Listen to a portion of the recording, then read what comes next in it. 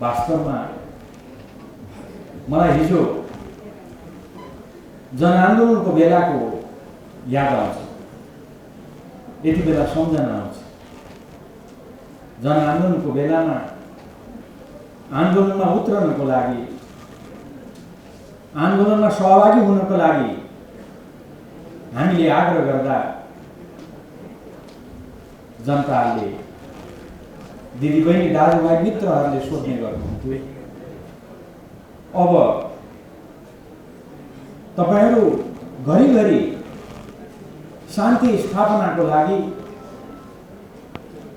प्रजातन्त्र स्थापनाको लागि आन्दोलनमा उत्रनु पर्यो भनेर भन्नुहुन्छ, तर कहिले पनि फेरि आन्दोलन गरिराख्नु नपर्ने स्थिति कहिले उत्पन्न हुन्छ? कहिले यो अस्थिरतालाई समाप्त गर्नुहुन्छ? सबैको जिज्ञासा त्यही थियो। मलाई राम्रो सम्झना छ। हामीले जवाफ दिएको हिजो अस्ति जस्तो लाग्छ। अब फेरि आन्दोलन गर्नुपर्ने स्थिति हामी आउन दिने छैनौँ। तर हामीले भन्यौँ हामी यो अस्थिरतालाई समाप्त गर्छौँ। अब देशमा कहिले पनि अस्थिरता हुन दिने छैन। हामीले भनेका थियौँ त्यति बेला 5 वर्ष चल्ने सरकार ल्याउँछौँ। सरकार 5 वर्ष चल्छ। तपाईहरु मत हालेर पठाउनुहोस्। त्यो सरकारले 5 वर्ष सेवा गर्छ। तर दुःखका साथ त्यो ठाउँबाट मैले आफ्नो कुरा सुरु गर्नुपर्ने छ, अवस्था छ। जनताले केपी ओलीको आह्वानमा, केपी ओलीको आग्रहमा, केपी ओलीलाई प्रधानमन्त्री भनेर, केपी ओलीलाई 5 वर्षको लागि प्रधानमन्त्री मानेर निर्वाचनमा जिताएर पठाएको हामीले अलिकति भए पनि त्यो कुरालाई स्वीकार गर्नुपर्छ। हामीले 5 वर्ष नपुगिकन फेरि उस्तै स्थिति सामना गर्नुपर्ने स्थिति आयो। प्रधानमन्त्रीले भन्नुभएको छ बाध्यता। यो बाध्यताको कारण मैले फेरि जनताको बीचमा उजुर लिएर आउनु पर्यो। यो बाध्यताको कारण फेरि जनताको बीचमा मैले आफ्नो कुरा भन्न आउनु पर्यो। तर स्वाभाविक रूपमा यो स्थितिमा हामी अहिले यहाँ जम्मा भएका छौँ। यसलाई चिर्दै अगाडि बढ्नु बाहेक हाम्रो अगाडि विकल्प छैन। प्रधानमन्त्रीज्यूको भनाइ छ, जब कुनै पनि विकल्प देखिँदैन त्यति बेला जनतामा जानु नै सबैभन्दा राम्रो उपाय। त्यसैले अहिले जनताको बीचमा जानको लागि भनेर हामी अग्रसर भएका छौँ र त्यही क्रममा हामी यहाँ अहिले भेला भएका छौँ। कमरेडहरू, म यहाँको धेरै समय लिन चाहन्न। हाम्रा सम्मानीय प्रधानमन्त्री पार्टीका अध्यक्ष कमरेड केपी ओली आउँदै हुनुहुन्छ। हामी स्थिरताको लागि काम गरिरहेका थियौँ। देशलाई समृद्धिको लागि, समृद्ध नेपाल, सुखी नेपालीको लागि काम गरिरहेका थियौँ। त्यो दिशामा अग्रसर भइरहेका थियौँ। तर यो किन पाछे भएन? अध्यक्ष केपी ओली, प्रधानमन्त्री केपी ओली भनिराख्नु भएको थियो, म कक्षा दोहोऱ्याउने विद्यार्थी होइन। कम्युनिस्ट पार्टीमा महाधिवेशनबाट नेतृत्व परिवर्तन हुन्छ।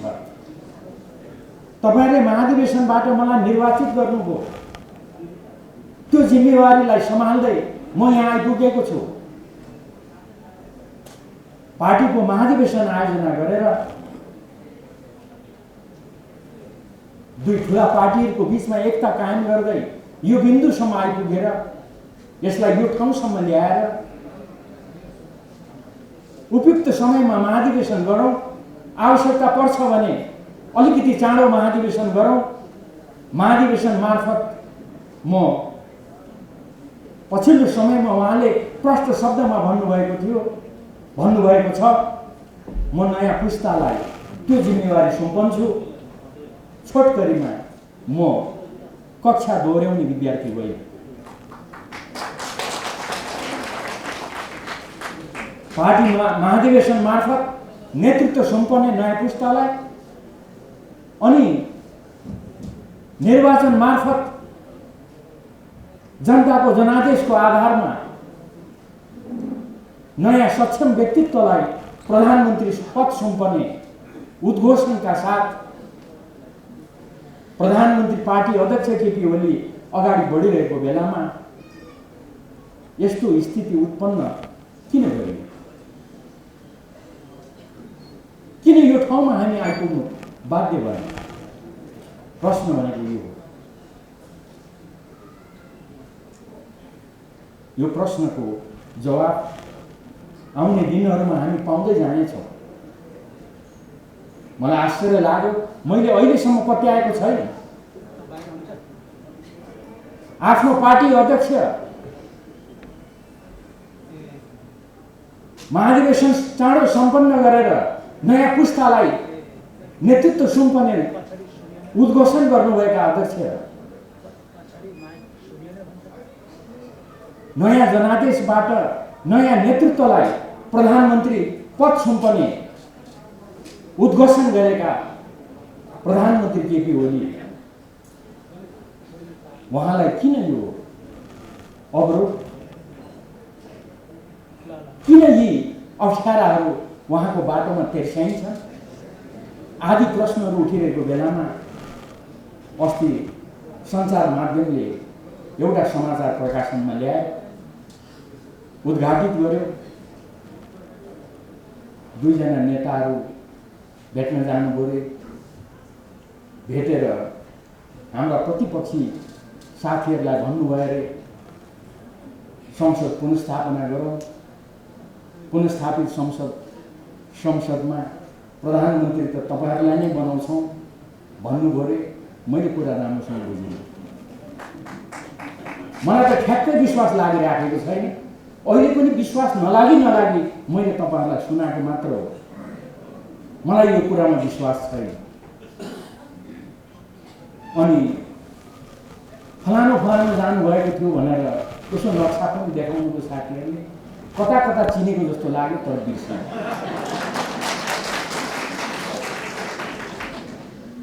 यो कुराहरू भन्न पनि त्यति आनन्द लाग्दैन, मन लाग्दैन।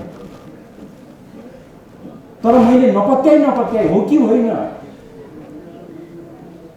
यसतर्फ यहाँहरूले ध्यान दिइदिनुहोस् न भनेर सम्म मैले यहाँहरू समक्ष यो कोट्याउँदै यो कुरा राखेको हो। केपी ओलीलाई अस्वीकार गरेर गर्न खोजेको के हो? देशले त्यसको जवाब खोजिरहेको छ। मेची महाकाली पार्टी कार्यकर्ता पङ्क्तिले त्यसको जवाब खोजिरहेको छ। त्यसको जवाब चाँडै हामी पाउनेछौँ भन्ने मलाई विश्वास छ। आज योभन्दा बढी अहिले म अरू धेरै कुरा राख्न चाहन्छु। वास्तवमा अहिले यति बेला नेकपा हाम्रा अध्यक्ष कमरेड केपी ओलीको नेतृत्वमा अगाडि बढिरहेको छ। हामीले भनेका छौँ, त्यसबाट देखिन्छ हामी को हौँ, हाम्रो चाहना के हो।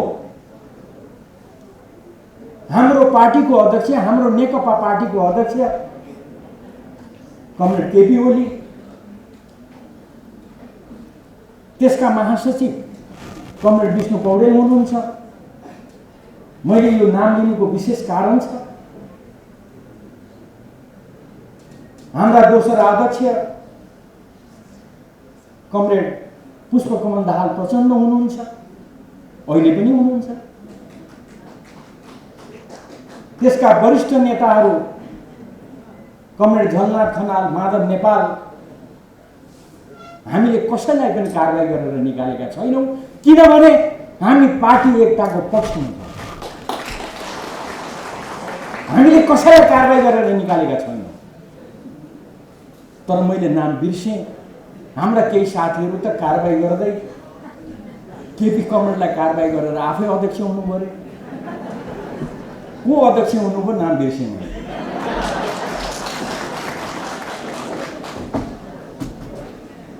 हाम्रै केपी कमरेडसँग अलिक अगाडि कुनै निर्वाचनमा हार्नु भएको थियो अरे, अहिले आएर चाहिँ उहाँले केपी कमरेडलाई निकालेर आफै अध्यक्ष हुनुभयो। कस्तो सजिलो तरिका रहेछ थाहै थिएन। म धेरै यसतर्फ जान चाहन्छु। मलाई पत्यार नलागी तर अस्ति निर्वाचन आयोगमा पुगेपछि भने यी केही कामहरू गर्न खोजिएको रहेछ भन्ने थाहा हो। अनि मैले तपाईहरुलाई सुनाएको हो। फेरि आज बिहान उठेर अब तपाईहरुसँग भेट हुन्छ भन्दै खुसी मान्दै आउने तयारी गर्दै थिएँ, फेरि समाचार सुनियो हाम्रो महासचिव विष्णु पौडेललाई पनि कारबाही गर्नुभयो।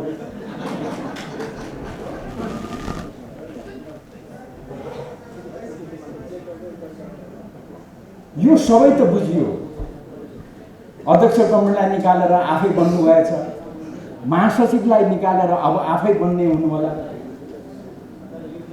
अब त्यसमा पनि खोइ 5-10 जनै लाग्नु भएको छ रे। महासचिव कसलाई बनाउनुहुन्छ थाहा छैन।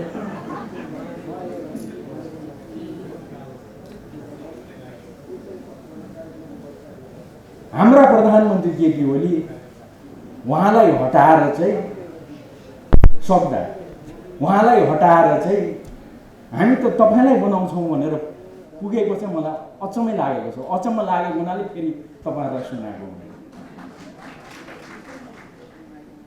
म त यो के को परिचय हो, यो के गर्न खोजेको, यसको जवाफ अरु धेरै म भन्दिनँ।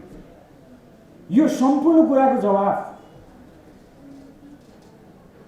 साथीभाइहरूले तपाई हामी सबैले जनतालाई दिनुपर्छ। मेची महाकालीमा हामीलाई पर्खेर बसेका पार्टी पङ्क्तिलाई दिनुपर्छ। अहिले अरु धेरै म यस बारेमा टिप्पणी गर्न चाहन्छु। कमरेडहरू,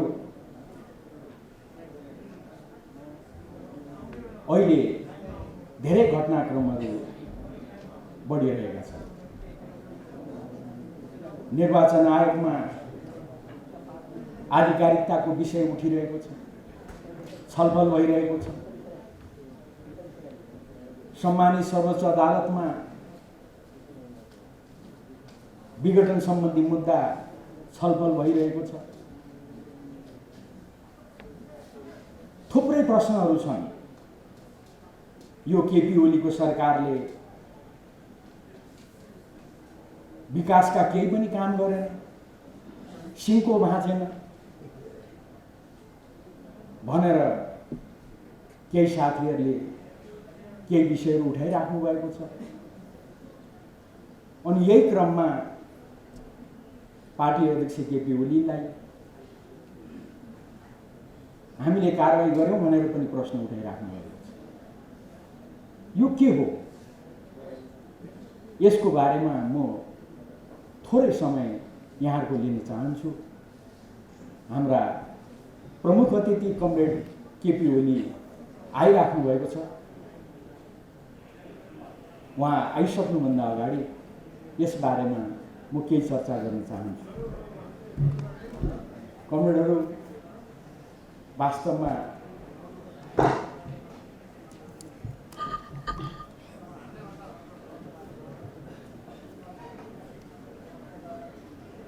यसै सन्दर्भमा उठेका केही कुराहरू, उदाहरणको लागि प्रत्येक विषयमा विवाद उठाउने, जनतालाई निराश बनाउने, पार्टी पङ्क्तिलाई निराश बनाउने खालका कामहरू अहिले भइरहेका छन्। भएका छन्। उदाहरणको लागि प्रधानमन्त्री केपी ओलीले संसद विघटनको सिफारिस गर्नुभयो, राष्ट्रपतिले विघटनको घोषणा गर्नुभयो, अनि प्रश्न उठ्यो प्रधानमन्त्री केपी ओलीले राजीनामा गर्नुभएको छैन, किन राजीनामा गर्नुभयो? अनि राष्ट्रपतिले यो सरकारलाई किन काम चलाऊ घोषणा गर्नु भएन? प्रधानमन्त्री केपी ओली त मन्त्रीमण्डल पुनर्गठन गरिराख्नु भएको छ। अहिले संसद विघटन गरेको यो अवस्थामा प्रधानमन्त्री केपी ओलीले कसरी मन्त्री परिषद पुनर्गठन गर्नुभयो? पुनर्गठित हाम्रा साथीहरू, केही साथीहरू त यहाँ पनि उपस्थित हुनुहुन्छ।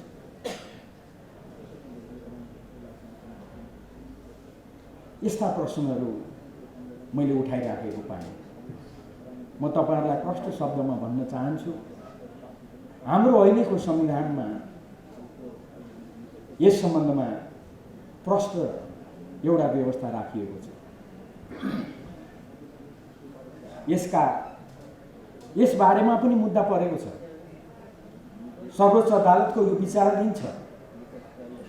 त्यसैले यसको धेरै कुराहरू म गर्न चाहन्न, तर एउटा पक्ष तपाईहरुको अगाडि म राख्न चाहन्छु। यो एकदमै स्वाभाविक कुरा हो। हाम्रो संविधानको धारा 77 ले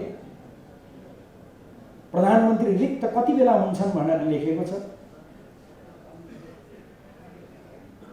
प्रधानमन्त्री प्रतिनिधि सभाको सदस्य नरहेमा, उहाँले लिखित राजीनामा दिएमा, विश्वासको मत प्राप्त गर्न नसकेमा आदि प्रष्ट शब्दमा लेखेको छ र 77 को 3 मा लगेर संविधानले के भनेको छ त भन्दा यसरी पद रिक्त हुन पुगेकोमा अथवा यस्तो अवस्थामा त्यस्तो प्रधानमन्त्री अर्को मन्त्री परिषद गठन नभएसम्म सोही मन्त्री परिषदले आफ्नो कार्य सञ्चालन गर्छ। अर्थात् घोषणा भएको निर्वाचन सम्पन्न भएपछि जुन अर्को प्रधानमन्त्री आउँछन् त्यतिन्जेलसम्म यही मन्त्री परिषदले काम गर्छ भनेर, कार्य सञ्चालन गर्छ भनेर हाम्रो संविधानमै प्रष्ट शब्दमा लेखिएको छ। अब यस्तो अवस्थामा यो प्रश्न किन उठाइएको छ मैले बुझेको छैन। म अलिक लाटो नै छु, धेरै बुझ्दिनँ। अनि त्यति मात्रै होइन, राष्ट्रपतिलाई तानेर राष्ट्रपतिले किन यो नगरेको, यो ढङ्गले चर्चा गर्ने प्रयासहरू पनि भएका छन्। त्यसैले यति मात्रै भनेर संविधान बमोजिम यो सरकार अहिले कार्यरत छ, कार्य सञ्चालन गरिरहेको छ। यो सरकारले सबै कुरा गर्न सक्छ। एउटा सरकारले गर्न पाउने सबै काम यो सरकारले गर्न पाउँछ। जुन दिन निर्वाचन आयोगले आचार संहिता घोषणा गर्छ त्यति बेला आचार संहिताले कतिपय कामहरू रोक लगाउँछ। आचार संहिता घोषणा नगरिन्जेल भने यो सरकारले फुल फ्लेज रूपमा यसले काम गर्न पाउँछ। मैले साथीहरूको तरिका बुझेको छैन। एउटा म अलिक आश्चर्य मानिरहेको छु। मैले अघि पनि भने यही बीचमा निर्वाचन आयोग गएर हाम्रा केही साथीहरू, मैले नाम पनि बिर्सेँ, अनुहार पनि बिर्सेँ,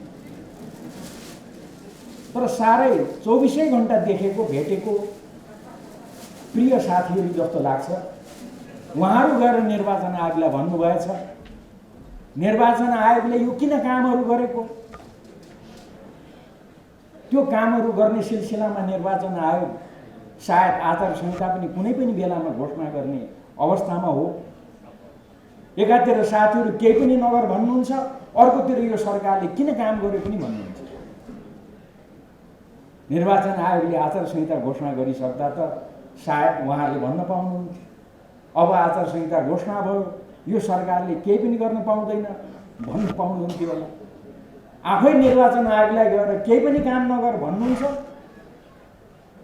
फेरि यो काम चलाउ सरकार किन यो काम गरेको पनि भन्नुहुन्छ।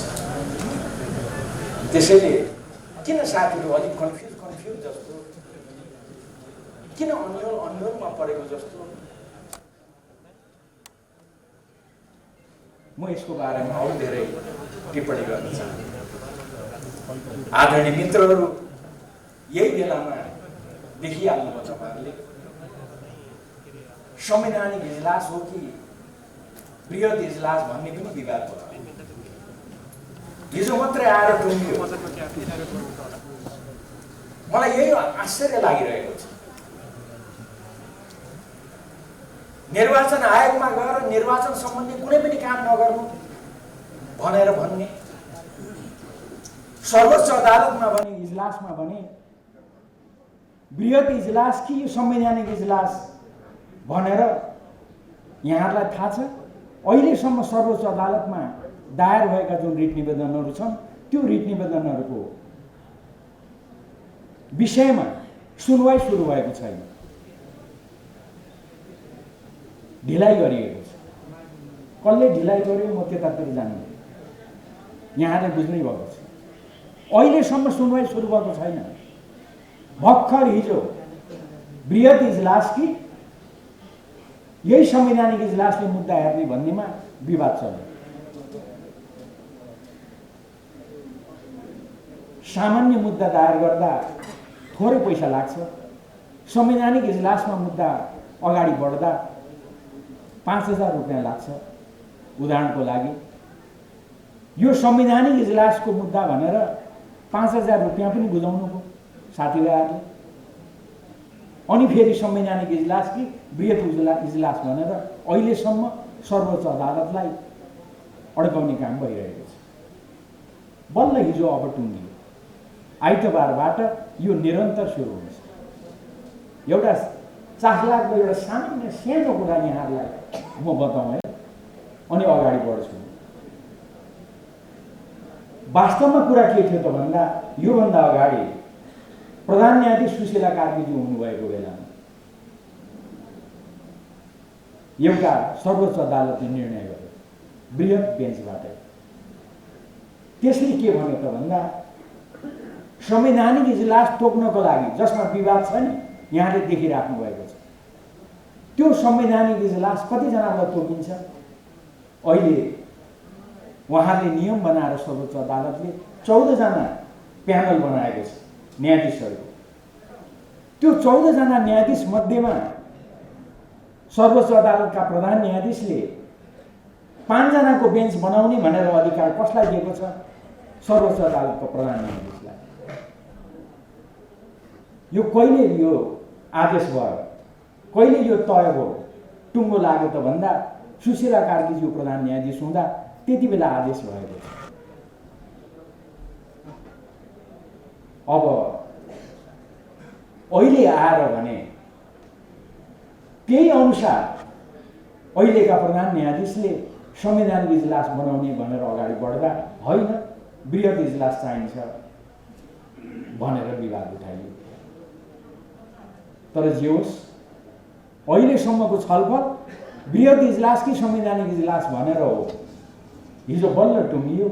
अब आइतबारबाट यो अहिलेको जुन संवैधानिक इजलास छ त्यसले नै यो मुद्दालाई निरन्तर सुनवाई गर्छ र एउटा टुङ्गोमा पुग्छ। स्थिति भनेको यो छ। अनि अहिले यही बिचमा धेरै बृहत रूपमा एउटा प्रश्न उठाउने गरेको पाइन्छ, होइन निर्वाचन हुन्छ कि हुँदैन, निर्वाचन कुन मितिमा हुन्छ? प्रधानमन्त्रीज्यू सधैँ भन्नुहुन्छ, हामीसँग सधैँ भन्नुहुन्छ निर्वाचन वैशाख 17 गते र वैशाख 27 गते सरकारले जुन सिफारिस गरेको छ, जुन घोषणा भएको छ त्यो मितिमा हुन्छ। प्रधानमन्त्रीले जसले संसद विघटनको सिफारिस गर्नुभएको हो, उहाँ संसद विघटनको बारेमा बोल्न सक्नुहुन्छ। मैले सर्वोच्च अदालतमा विचाराधीन मुद्दाको सन्दर्भको कुरा गरेको, किनभने म भनिराखेको छु, अहिले पनि भन्छु, यो कुरा सर्वोच्च अदालतमा विचाराधीन भएको हुनाले मेरो यसमा धेरै भन्नु छैन है भन्ने गरेको छु। तर प्रधानमन्त्रीलाई यो कुरो लाग्दैन, किनभने प्रधानमन्त्री स्वयंले संसद विघटनको सिफारिस गर्नुभएको, उहाँले भन्न पाउनुहुन्छ, भन्न सक्नुहुन्छ, मैले यो कारणले संसद विघटन गरेको हो। अब के ठीक हो सर्वोच्च अदालतले निर्णय गर्छ। तर मैले यहाँ जोड दिन खोजेको वैशाख 17 गते र वैशाख 27 गते निर्वाचन हुन्छ कि हुँदैन भन्ने कुरामा, वैशाख 17 र 27 गते निर्वाचन हुँदैन, यो सरकारले गर्दैन भन्ने भ्रम फैलाएर सर्वोच्च अदालतलाई अनावश्यक दबाब दिने प्रयास भएको छ भन्ने विज्ञहरूको टिप्पणी छ। मेरो आरोप होइन, यो मेरो भनाइ होइन, तर विज्ञहरूको टिप्पणी छ। निर्वाचन नै हुँदैन, तोकिएको मितिमा निर्वाचन गर्दैन जस्ता भ्रमहरू फैलाएर सर्वोच्च अदालतलाई अनावश्यक दबाब दिने, नहुने निर्वाचनको सम्बन्धमा श्रीमान किन अगाडि बढ्ने जस्ता कुराहरू गर्न खोजिएको छ भन्ने कुरा उठेको छ। म अरू यसबारेमा थप्न चाहन्छु। छोटकरीमा तोकिएको समयमा निर्वाचन गर्नुपर्छ, तोकिएको समयमा निर्वाचन हुन्छ भन्ने कुरा म यहाँको समक्ष राख्न चाहन्छु। वास्तवमा देश त निर्वाचनमा गइसकेको छ, मैले अन्यथा भन्नु खोजेको होइन। स्वयं हेर्नुहोस्, प्रतिपक्ष निर्वाचनमा गइसकेको छ। हाम्रा प्रमुख प्रतिपक्षको कार्यक्रमहरू हेर्नुहोस् त, यहाँ उहाँहरूका विरोधका कार्यक्रमहरू, आन्दोलनका कार्यक्रमहरू, प्रतिपक्षले सरकारको कदमको बारेमा चर्चा गर्नु, टिप्पणी गर्नु, त्यसलाई अन्यथा मान्नु हुँदैन। त्यो उहाँहरूको कुरा हो। उहाँहरूले यो असंवैधानिक भन्नुभएको छ, त्यसको लागि विरोधको कार्यक्रम राख्नु भएको छ। त्यो अचम्मको कुरा होइन। उहाँले त्यो कार्यक्रम राख्दा पहिलो कार्यक्रम राख्नुभयो 165 निर्वाचन क्षेत्रमा आमसभा, त्यसपछि अर्को कार्यक्रम राख्नुभयो गाउँ नगरमा आमसभाहरू, कार्यक्रमहरू, अब वडा-वडासम्म पुग्ने अरे। हेर्नुहोस् है, हाम्रा प्रतिपक्षी प्रतिस्पर्धीले त निर्वाचन सम्बन्धी काम त झन्डै भ्याउन थाल्नुभयो। तपाईँ हामी चाहिँ अझै पनि धेरै काम गर्न बाँकी छ। त्यसैले मैले आग्रह गर्न खोजेको के हो त भन्दा, सिङ्गो देश निर्वाचनमय हुनेतर्फ अगाडि बढिरहेको छ। हामीले यो कुरालाई केन्द्र बनाएर अगाडि बढ्नुपर्छ। यो नै हाम्रो जिम्मेवारी हो भन्ने मेरो आग्रह छ। अस्ति भर्खर प्रधानमन्त्रीज्यूले यस दिशामा सिङ्गो देशलाई आग्रह गरिसक्नु भएको छ। यसमा म अरू लामो चर्चा गर्न चाहन्छु। आयोगमा आधिकारिकताको विवाद छ। आयोगमा यो आधिकारिकताको विवाद भएको हुनाले धेरै लामो म यसमा टिप्पणी गर्न चाहन्छु। यो पनि आयोगको विचाराधीन छ। तर यति कुरा तपाईहरुलाई म भन्न चाहन्छु, हामीले साह्रै मेहनत गरेर, साह्रै गम्भीर छलफल गरेर, तयारी गरेर हाम्रा विधानहरू, हाम्रा अभ्यासहरू त्यसको यथार्थ धरातलमा उभिएर हामीले निर्वाचन आयोगलाई आफ्नो लिखित जवाफ बुझाएका छौँ। हामी ठुलो संख्यामा निर्वाचन आयोगमा उपस्थित भएर हामीले हाम्रो लिखित दस्तावेज प्रमुख निर्वाचन आयुक्त लगायत आयुक्तहरूलाई दिएका छौँ। हामीले भनेका छौँ। म एक दुईवटा कुरा मात्रै राख्न चाहन्छु। हाम्रो पार्टीको निर्णय गर्ने प्रक्रिया यसलाई तपाईहरुले कसरी हेर्नुपर्छ? हामीले यो कुरा विस्तृत रूपमा राखेका छौँ। वास्तवमा जति बेला एकता भयो, एकता हुँदा दुई पार्टी नेकपा एमाले र नेकपा माओवादी केन्द्रको बीचमा यो एकता हुन्छ भनेर पनि कसैले पत्याएका थिए। हामीले निर्वाचनको गठबन्धन गर्दा धेरैले पत्याएका थिएन, तर हामी गठबन्धन गरेर अगाडि बढ्यौँ। पछि दुई पार्टीको बीचमा एकता कायम गर्यौँ। दुई पार्टी बीचको एकता घोषणा गर्दा हाम्रा दुई अध्यक्षले, हाम्रा पार्टीका अध्यक्ष केपी ओली र अर्का अध्यक्ष पुष्पकमल दाहाल प्रचण्डले उहाँहरूले घोषणा गर्नुभयो।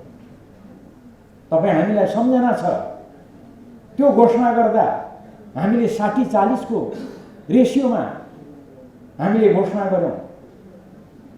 दुई अध्यक्षले सचिवालय घोषणा गर्नुभयो, स्थायी कमिटी घोषणा गर्नुभयो, केन्द्रीय कमिटी घोषणा गर्नुभयो। हामीले त्यसलाई मान्यौँ, अनुमोदन गर्यौँ। त्यो 60-40 भनेको के को आधारमा गरिएको थियो? त्यो सबै सन्दर्भलाई ध्यानमा राखेर तपाईहरु एउटा निष्कर्षमा पुग्नुपर्छ। हामीले निर्वाचन आयोगलाई भनेका छौँ, हामीले त्यति मात्र होइन, यो सम्पूर्ण यो सिङ्गो पार्टीको विधि प्रक्रिया भनेको सहमति र समझदारी हो। सहमति र समझदारीमा आधारित भएर हामी अगाडि बढ्छौँ। हामीले हाम्रो विधानमा त्यो लेखेका छौँ, हाम्रो त्यो अभ्यास त्यो छ। त्यो कारणले गर्दा हाम्रो पार्टीको एकतालाई यति लामो समय लाग्यो, हामीले त्यो भनेका छौँ। तर अहिले त्यसतर्फ म लामो चर्चा गर्न चाहन्न। बहुमत र अल्पमतका कुराहरू ल्याउँदै विग्रह उत्पन्न गर्ने काम भयो। अहिले त उहाँहरू हुँदा कारबाहीतिर अगाडि बढ्नुभयो र अहिले हामी यो ठाउँमा उभिएका छौँ। हामीले प्रष्टसँग यो सम्पूर्ण दस्तावेज हाम्रा प्रत्येक निर्णयहरूमा हाम्रा प्रथम अध्यक्ष केपी ओलीको हस्ताक्षरले मात्रै सबै काम कारबाहीहरू भएका कुराहरू लगायतका यी सम्पूर्ण कुराहरू हामीले निर्वाचन आयोगमा बुझाएका छौँ। कतिसम्म भने हाम्रा यी अन्य साथीहरूले बुझाउनु भएको, निर्वाचन आयोगमा बुझाउनु भएको कागजमा पनि हाम्रो उपस्थितिमा 1 नम्बरमा त केपी ओली नै रहेछ। किनभने उहाँ त 1 नम्बरै हो, त्यसमा त विवाद भएन। उहाँहरूले बुझाएको कागजमा पनि 1 नम्बरमा केपी ओली छ। अनि मैले अन्यथा उहाँलाई जिस्काउनु खोजेको होइन, महासचिव त रहँदै रहेछ। उहाँहरूले बुझाएको कागजमा महासचिव त छँदै रहेनछ। अचम्म होइन, अब छँदै छैन त कहाँबाट ल्याउने? त्यसैले हाम्रो भनाइ छ, प्रथम अध्यक्ष केपी ओली, महासचिव विष्णु पौडेल जहाँ छ त्यहीँनिर पार्टी छ। अघि कमरेडले भन्नुभयो जहाँ केपी ओली त्यहीँ हाम्रो पार्टी, सही हो। तर मैले महासचिव किन जोडे त भन्दा हाम्रो विधान बमोजिम पार्टी अध्यक्षको निर्देशनमा, केपी ओलीको निर्देशनमा महासचिवले बैठक बोलाउँछ। महासचिवै नभएको त्यो साथीहरूले कसरी बैठक बोलाएर हाम्रा कमरेड केपी ओलीलाई कारबाही गरिराख्नु भएको छ? हुँदा त आज त महासचिव नै निकालिदिनु भयो। कसरी यो सम्भव छ? हाम्रा बृहत दस्तावेज हामीले निर्वाचन आयोगमा बुझाएका छौँ, तर मुख्यतः यही कुराहरूमा आधारित भएर हामीले गरेका छौँ। हामीले प्रश्न उठाएका छौँ, पार्टीको लागि, नेकपाको लागि पार्टी महाधिवेशन ठुलो हो। पार्टी महाधिवेशनबाट निर्वाचित भएर आएका केपी ओली, अर्को पार्टीको महाधिवेशनबाट निर्वाचित भएका पुष्पकमल दाहाल प्रचण्ड, उहाँहरूले एकताको घोषणा गर्नुभयो। एकता नटुङ्गिजेलसम्म महाधिवेशन पनि एकताको महाधिवेशन हुन्छ। सहमति र समझदारीको महाधिवेशन हुन्छ भनेर घोषणा गरिएको छ। तर यो अचानक कहाँबाट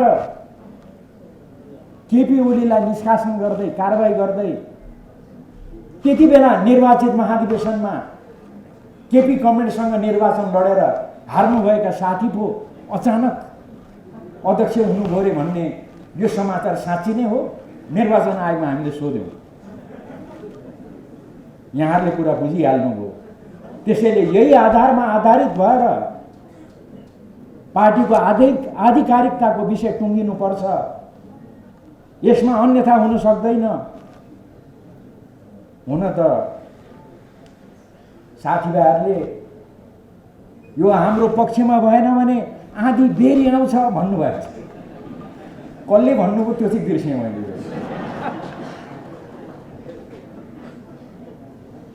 त्यसैले हामी त प्रष्ट छौँ, हामी आधी बेरी आउँछ भन्दैनौँ। हाम्रो विधान बमोजिम, हाम्रो अभ्यास बमोजिम, देशका संविधान कानुन प्रक्रिया बमोजिम हामीले आधिकारिकता पाउने बाहेक त्यसको अर्को विकल्प छैन।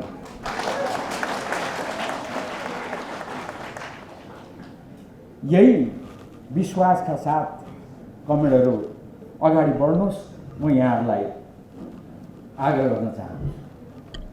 अब विघटनको प्रसङ्ग छ, म लामो जाँदिनँ। हामीले संविधान निर्माण गऱ्यौँ, हाम्रा अनुभवमा आधारित भएर विश्वकै अनुभवलाई ध्यानमा राखेर हामीले संविधान निर्माण गऱ्यौँ। हिजो अस्ति सर्वोच्च अदालतमा मुद्दा परिसके पछाडि साथीहरूले, मलाई पनि खुब मन मराउने साथीहरूले माया गरेर मैले बोलेको पनि भाइरल बनाइदिनु भएछ। उहाँहरूलाई मैले धन्यवादै दिन पाएको छैन। म उहाँहरूलाई धन्यवाद दिन्छु। अहिले यसबारेमा अरू टिप्पणी गर्दिनँ। मैले त्यति बेला भने पनि साथीहरूले यसको बारेमा चासो राखेर मलाई सोधेको भए त मै भनिदिन्थेँ। 2076 साल श्रावण 4 गते संसदले मेरै पहलमा आयोजना गरेको डोलीखेलको संसदीय मामला पत्रकार समाजको कार्यक्रममा पत्रकारहरूलाई प्रशिक्षित गर्ने सिलसिलामा मैले संविधान बारेमा बोलेका कुराहरू त्यहाँ छन्। ती कुराहरू, मैले बोलेका कुराहरू त्यहाँनिर राखिएका छन्। तर अहिले प्रसङ्ग अर्को छ। त्यो के हो त भन्दा सम्माननीय प्रधानमन्त्रीज्यूले केही विषयहरू उठाएर उहाँले संसद विघटन गर्नुभयो। उहाँले भन्नुभयो संविधानमा यो देशको राज्य प्रणाली संसदीय शासन प्रणाली हुन्छ भनेर लेखेको छ। म धेरै धारा उपधारामा जान चाहन्न, प्रष्टै छ। त्यो संसदीय प्रणाली भनेको के हो? प्रधानमन्त्रीको लिखित जवाफमा पनि त्यो व्याख्या गरिएको छ। उहाँले भन्दा पनि हामीलाई त्यही भन्नुहुन्थ्यो। उहाँले भन्नुभएको छ संसदीय शासन प्रणाली भनेको प्रधानमन्त्रीको आफ्नो एक प्रकारको विशेषाधिकार पनि हुन्छ। त्यसलाई संविधानले कहीँ पनि निषेध गरेको छैन। यो अवस्थामा 2/3 बहुमत भन्ने, 2/3 बहुमतले काम गरेन भनेर आरोप लगाउने, तर मलाई भने सिङ्गो भाँच्न नदिने, यो अवस्थामा मैले कहाँ जाने? मलाई देखाइदिनु पर्यो। प्रधानमन्त्रीजीको यो प्रश्न छ। प्रधानमन्त्रीजीले यही कुरा भन्दै हामीलाई, उहाँले आफ्नो लिखित जवाफमा, मैले यो कुराको जवाफ लिनको लागि कुनै पनि देशमा र यो देशमा पनि सबैभन्दा सक्षम भनेको जनता हो। लोकतन्त्रमा जनता नै सबैभन्दा निर्णायक हुन्। त्यसैले मलाई परेको यो अप्ठ्यारो, मसँग यत्रो बहुमत हुँदाहुँदै पनि मलाई काम गर्न नदिएको, सिङ्गो भाँच्न नदिएको यो कुरा लिएर म जनताको बिचमा जान्छु भनेर उहाँले जनतामा जाने निर्णय गर्नुभयो। उहाँले यही भन्नुभयो। अब जनतामा जाने निर्णय गर्नु बेठिक हो, जनतामा जानु बेठिक हो भनेर कसैले भन्नुहुन्छ भने अब त्यसको बारेमा अहिले म धेरै चर्चा गर्दिनँ। अब चुनाव हुँदा जनताले फैसला गर्नुहुन्छ। जनतामा जान्छु भन्नेलाई जिताउने कि जनतामा जानु हुँदैन भन्नेलाई जिताउने, त्यो त जनताको निर्णयको कुरा हो। अहिले यस बारेमा धेरै चर्चा गर्दिनँ। त्यसैले अहिले यी प्रश्नहरू छन्। यो प्रश्नहरूको बारेमा सम्मानित सर्वोच्च अदालतमा विचाराधीन छ यो विषय। त्यसैले यो विषयमा म अहिले बोल्दिनँ है। यो विषयमा सर्वोच्च अदालतले फैसला गरेको भोलिपल्ट मात्रै बोल्छु है भनेर मैले भनेको हो। त्यसमा म कायम छु। म मौन होइन, मैले यति कुरा बोलेको छु। त्यसैले सम्मानित सर्वोच्च अदालतले यस बारेमा अब चाँडै निर्णय गर्ला। त्यो निर्णय अनुसार हामी सबैले अगाडि बढ्नुपर्छ भन्ने कुरामा विवादै छ। म यसमा यति मात्रै चर्चा गर्न चाहन्छु। वास्तवमा संविधानमा एउटा कुरा अर्को पनि प्रश्न छ। त्यो के हो त भन्दा सर्वोच्च अदालतमा विचाराधीन यस्ता विषयहरूमा संसदमा पनि छलफल हुँदैन। संसदमा समेत पनि छलफल गर्न पाइँदैन, संविधानमा लेखेको छ। तर मैले यसो देखेँ, सञ्चार माध्यमका साथीहरूलाई धन्यवाद।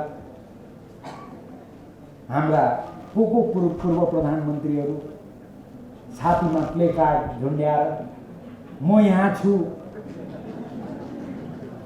अङ्ग्रेजीमा पो त फेरि आई एम हियर। कसैले चाहिँ यो धम्की दिएको भने मैले त धम्की दिएको भन्दिनँ, म यहाँ छु भनेर उहाँहरूले देखाउनु भएको। तर सर्वोच्च अदालत जहाँ मुद्दा परिरहेछ त्यसैको मुनि गएर चाहिँ म यहाँ छु भनेर चाहिँ किन देखाएको मैले बुझ्न सकेको छैन। त्यसो गर्नु हुन्छ कि हुँदैन, यो लगायतका विषयहरू छन्। वास्तवमा सम्मानित सर्वोच्च अदालत निर्णय गर्न सक्षम छ, उसले उपयुक्त निर्णय गर्छ। सम्मानित सर्वोच्च अदालतलाई नकारात्मक सकारात्मक कुनै पनि प्रकारको दबाब दिनु हुँदैन। यो कुरा राखेर यो विषयलाई अरू धेरै म चर्चा गर्न चाहन्छु। अब एउटा म अन्तिमतिर जाँदैछु। होइन, यो पार्टीले, यो सरकारले के उपलब्धि गर्यो? थुप्रै कामहरू गरेका छन्। म त्यसतर्फ सबै अहिले चर्चा गर्न चाहन्न। कतिपय कुराहरू छन्। उदाहरणको लागि भर्खरै हिजो अस्ति भएका कुराहरू, एसिड आक्रमणको कुरालाई दण्डित गर्ने सम्बन्धी कानुन, रेपमा मिलापत्रहरू भइरहेका छन्, त्यसले रेपलाई बढावा दिइरहेको छ, महिला हिंसा बढेको छ, त्यसबारेमा मिलापत्र गर्न पाइँदैन भन्ने कानुन। त्यसै गरेर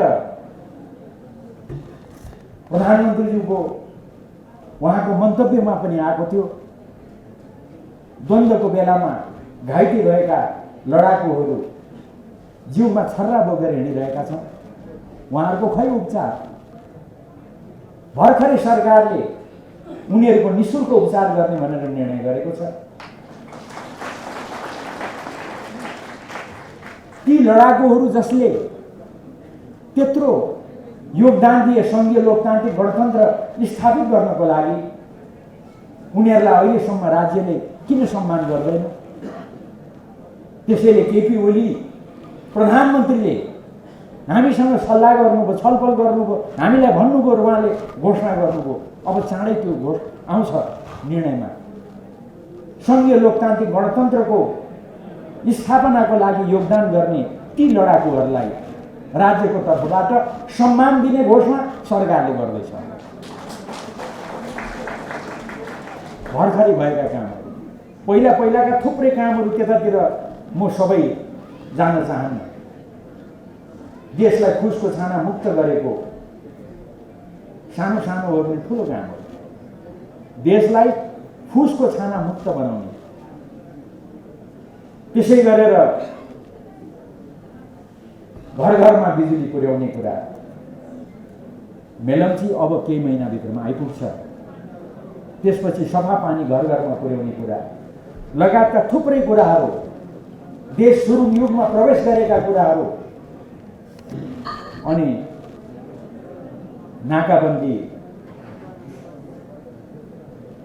नाकाबन्दीको अवस्था त म यति मात्रै चर्चा गर्न चाहन्छु। त्यति बेला हामीले नाकाबन्दी सहन गर्नु पर्यो। त्यो नाकाबन्दी लगाएको बेलामा झन्डै 5 महिना नाकाबन्दी लगाउँदा कमरेड केपी ओली नै प्रधानमन्त्री हुनु। अब अहिले त्यो काम केपी ओलीले तपाईँ हामीले गर्दा के ठुलो काम गर्यो र भन्ने पनि साथीहरू हुनुहुन्छ छेउछेउमा। मान्छे चाहिँ म बिर्सिहाल्छु फेरि, तर म तपाईँहरूलाई यो कुरा कस्तो हो भनेर प्रश्न हुनको लागि एउटै मात्रै स्थिति बताउँछु। त्यो नाकाबन्दीलाई नाकाबन्दी भन्न नसक्ने अवस्था थियो। तपाईँहरूलाई सम्झना छ, त्यति बेला केही दलले, केही साथीहरूले दक्षिणी सिमानामा देखा परेको असहज अवस्था भन्ने गर्नुहुन्न, नाकाबन्दी पनि भन्नुहुन्न। त्यो दक्षिणी सीमामा देखा परेको असहज अवस्था हामीले बुझेका छौँ भन्नुहुन्न। तर प्रधानमन्त्री केपी ओलीले नाकाबन्दीलाई नाकाबन्दी भन्नुभयो। भारतले निम्ता गर्दा पहिला नाकाबन्दीलाई सहज बनाऊ, मेरा जनता सहज नभइकन म भारतको यात्रा आउन सक्दिनँ भनेर भन्नुभयो। र नाकाबन्दी फर्काइए पछाडि, त्यसलाई अन्त गरे पछाडि मात्रै उहाँ भारत भ्रमणमा जानुभयो। अहिले त्यसैलाई निरन्तरता दिँदै अहिलेको सरकारले त्यसलाई जोड्दै निरन्तरता दिँदै यही सरकारको बेलामा घोषणा भयो, चीनका राष्ट्रपति सी जिनपिङ आउँदा उहाँले भन्नुभयो नेपाललाई ल्यान्ड लिङ्क गर्नको लागि हाम्रो सहयोग रहेको छ, रहन्छ, उहाँले घोषणा गर्नुभयो। अर्थात् अब नेपाल कहिले पनि कसैले पनि चाहेर नाकाबन्दीमा पर्न सक्दैन। यो स्थिति उत्पन्न भयो। तर नेपालको सम्मान बढाउने काम भयो। म धेरै समय लिन्न।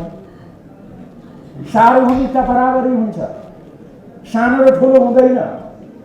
चीन ठुलो देश, भारत ठुलो देश, हामी नेपाल सानो, त्यो हुँदैन। हिजो अस्ति भर्खर एउटा न्युजले हाम्रा प्रधानमन्त्रीलाई सोधेको तपाईँहरूले सुन्नुभयो, होइन हामी ठुलो दाइ हौँ भनेर प्रधानमन्त्रीको मुखबाट भनाइ माग्न कति कोसिस गरे, प्रधानमन्त्रीले मान्नु भएन। हाम्रो प्रधानमन्त्री सकारात्मक असल जिद्दी गर्नुहुन्छ नि, साह्रै छोड्नु त मरिगयो। कति कोसिस गरे तर दाइ भनिदिए त के र भन्दै भन्नुभयो। उहाँले पटक पटक दोहोऱ्याउनु भयो, देश साना हुन सक्छन्, ठुला हुन सक्छन्, सार्वभौमिकता सानो र ठुलो हुँदैन, बराबर हुन्छ। त्यो कति दिनसम्म, अहिलेसम्म भारतमा, भारतीय सञ्चार माध्यममा नेपालका प्रधानमन्त्रीको चर्चा छ। हाम्रो सम्मान यसले बढ्यो कि बढेन, म यसलाई अरू धेरै भन्दिनँ। तर साह्रै विधि प्रक्रियाको कुरा गर्ने हाम्रो साथीहरूले ठ्याक्क यही बेलामा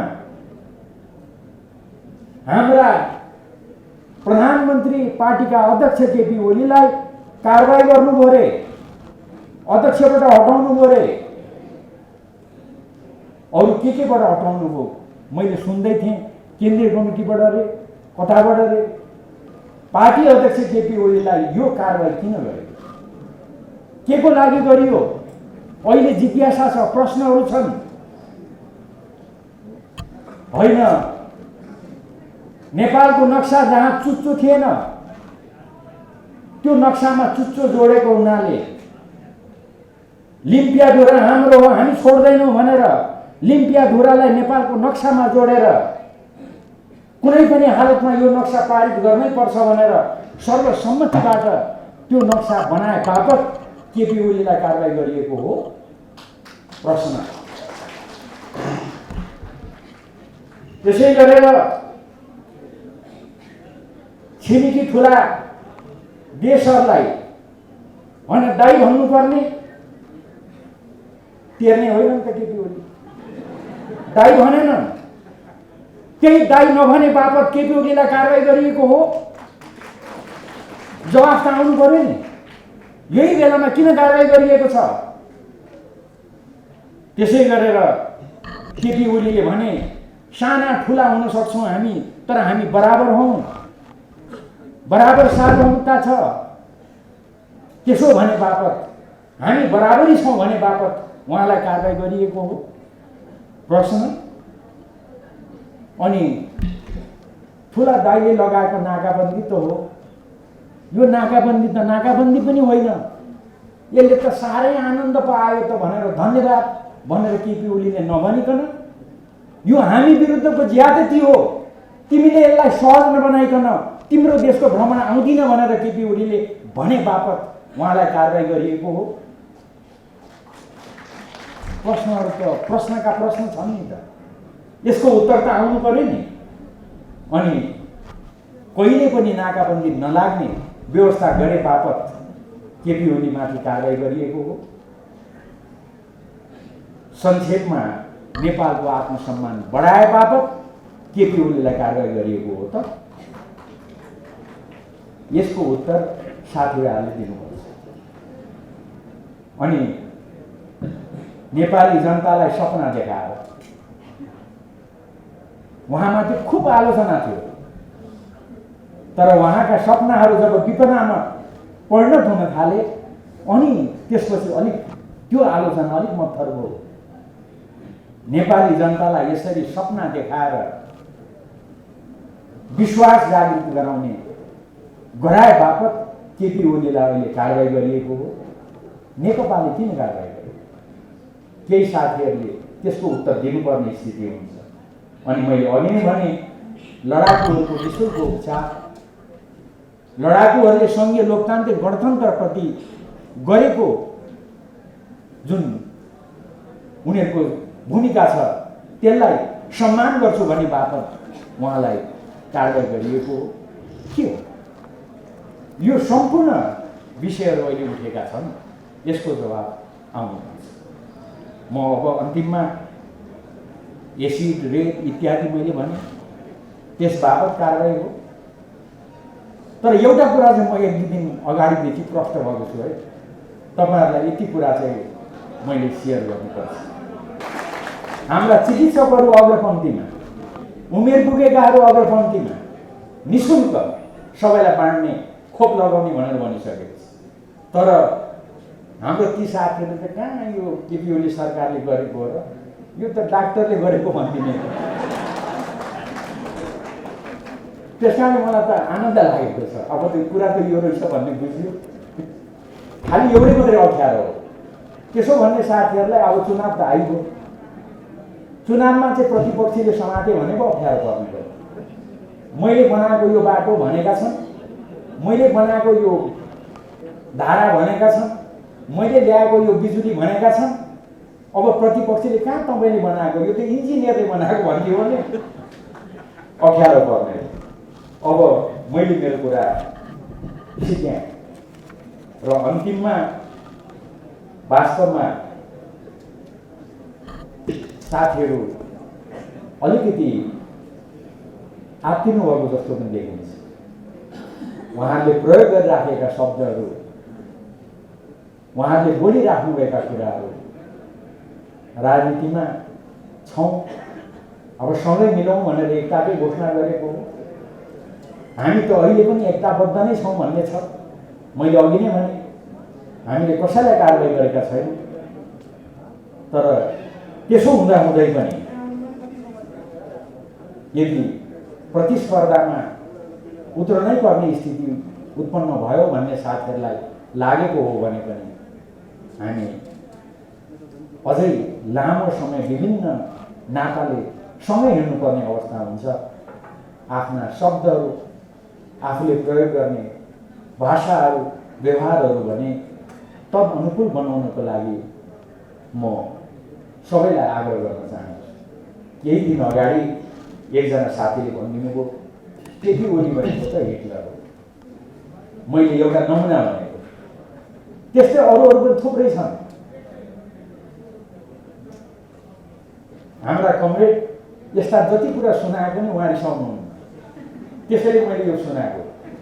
नभए त उस्तै नेतालाई त सुनाउनु पनि डर लाग्छ, सुनायो रिसाएर फेरि केही गर्दैलान् भन्ने। तर हाम्रा कमरेड पटक्कै रिसाउनुहुन्न, त्यस कारण मैले सुनाउने आँट गरेँ। मैले यो कुरा किन तपाईँलाई सुनाइरहेको त भन्दा कतिसम्म यो भाषाको प्रयोग, जर्मनबाट आएका मेरा केही आफन्तहरूले पनि यो कुरा सुने अनि मलाई भने जर्मनीमा भएको भए यस्तो भन्ने मान्छेलाई के गर्थे म भन्न सक्दिनँ, मामा भने। किनभने उनी मलाई मामा भन्छ। किन भनेको जर्मनीमा सामान्य मान्छेले पनि सबैको एक मुख छ। हिटलर भनेको 60 लाख कम्युनिस्टहरू मार्ने, नागरिक समाजका मानिसहरू, विभिन्न पार्टीका मानिसहरू, लोकतन्त्रवादीहरू मार्ने, यहुदीहरूलाई मार्ने जल्लादको रूपमा हिटलरलाई लिइन्छ। हिटलरसँग तुलना हुने यो संसारमा कोही पनि छैन भन्ने जर्मनहरूको विश्वास छ। त्यसैले कसैले हिटलर भन्यो भने त्यहाँ मानिसहरूले त्यसलाई साह्रै अन्य रूपमा लिन्छ। अब ती साथी कसरी उहाँले हिटलर भन्नुभयो आश्चर्य लाग्छ मलाई। मैले नाम चाहिँ बिर्सेँ उहाँको, अनुहार चाहिँ झल्झली छ, सानैदेखि सँगै खेलेको हो कि जस्तो लाग्छ, तर नाम चाहिँ मैले बिर्सेँ। केपी कमरेडले साह्रै माया गरेर हिजोस्ति पनि एक तह बढुवा गर्नुभयो कि के गर्नुभयो, अनि उहाँलाई हिटलर 60 लाख मान्छे मार्ने हिटलरसँग तुलना गरेर। अरू धेरै म चर्चा गर्दिनँ।